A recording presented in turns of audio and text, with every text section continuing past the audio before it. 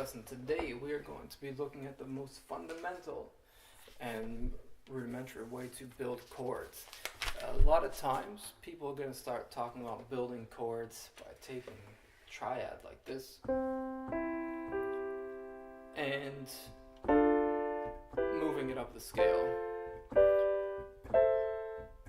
I'm not a fan of building chords like this.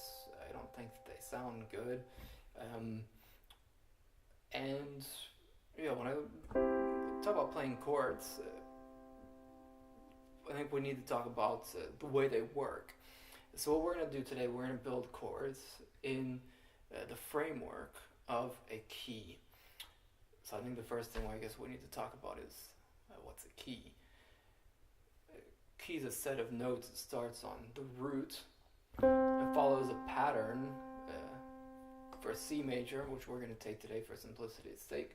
That pattern gives us all of these white notes. So a key is that set of notes and all the chords that we're going to build on those notes. A key is held together by the fifth, the 1-5-5. What did I do with my circle of fifths? There it is. Right. Here's a circle of fifths. Up here we got the 1, C. The 5 happens to be right next door because it's a fifth of C, it's G. And this key signature C is going to be held together by this fifth. The song I was playing when we came in, the verse to that goes like this.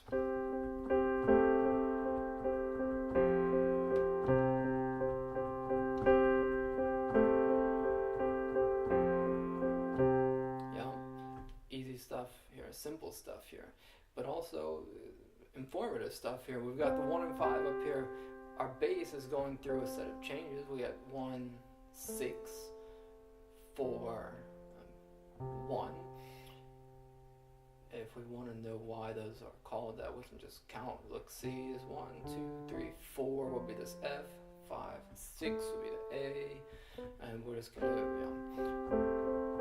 6, 4, 5. And already, those are chords, and they're serving a function in this key signature, even though we're not doing this.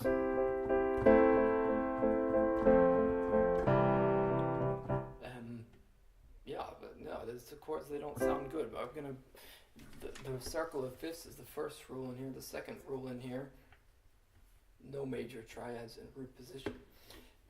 Put that up there. So here we've got that fifth. It's a nice sound. 6, 4, 1. Just bass note, and this fifth is enough to give us a chord. We are gonna do one more step to that. We're gonna look at thirds. Thirds also have a pretty defining role in chords because they're gonna tell us major or minor. Tell our ear major or minor. But again, these just don't sound nice.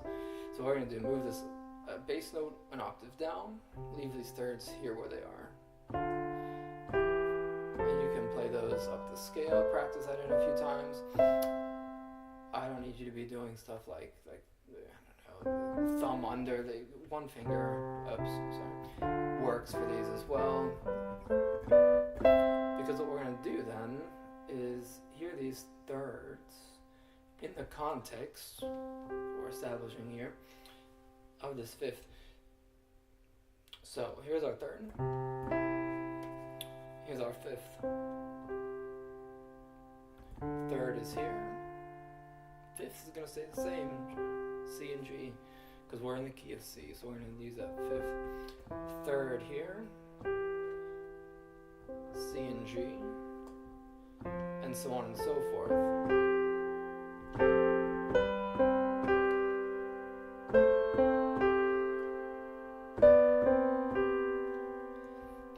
They sound, some of those want to do something else, and you can hear that. We're going to talk about that in the next lesson, when we get into talking about the qualities of chords, major, minor, and dominant. But we'll look at that in the next lesson. For today, these are going to work.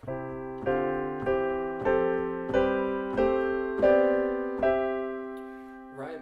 We can do this also going down the scale. Look, we're gonna have our thirds here, and move them here.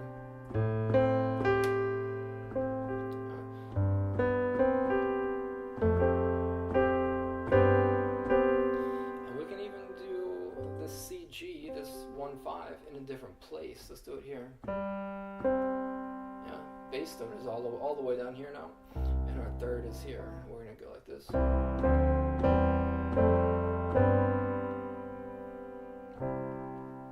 And just like that, we've got this whole song already. Verse is gonna go like this, and 1 6 4 1, with 1 and 5 in the right hand.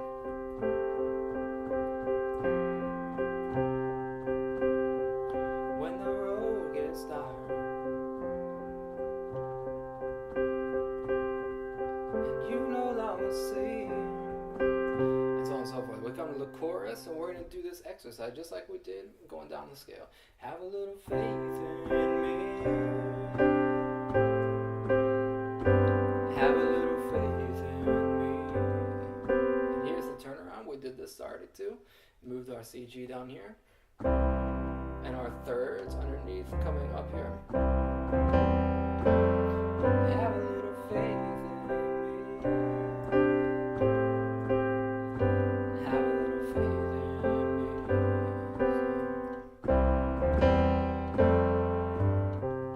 So you'll be thinking, okay, great. We've done a neat little trick that works on one song, right? We've got one song. No, you can do a lot of songs with this. You might not be able to play them exactly the way that you know them from the radio, or you know them from the record, the CD, or whatever your listening vehicle is of choice. But you can get to that song, the meat and bones of a song using this trick. For some songs it gives you the whole thing, you know, but for other stuff, we can use it as a trick to play a song maybe for the first time, or a song that we don't know that well and somebody wants to sing it and somebody wants to play it. Let's take a look at this. Let's go to G. G is here, the fifth G is D, so this is going to be our fifth. Bass note's going to go like this: G, F sharp, in the key of G, E, and then we're going to do A, G, and F sharp, and we're going to be able to build a song out of this. The thirds are here, look, and all together again.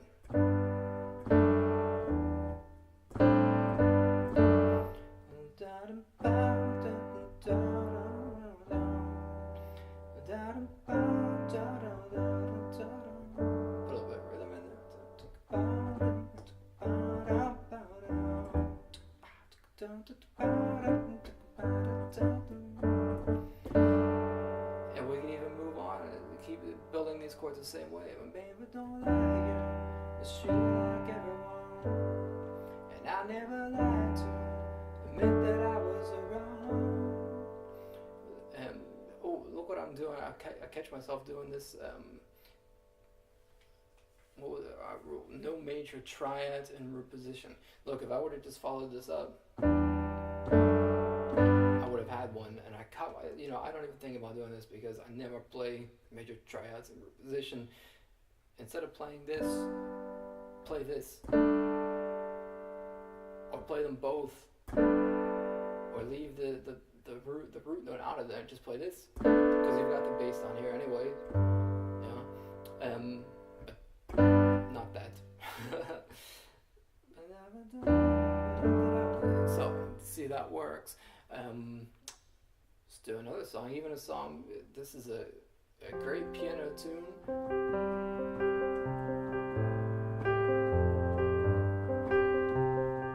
It's a simplified version, of course. Here we've got just 1 and 5 and a bass note. Put on my loose shoes and I boarded the plane. Touchdown in the land of the dancing blues in the middle of the party. Works. Walking in Memphis, walking with my feet 10 feet off the beat. somewhere, and we're following it around in the right hand.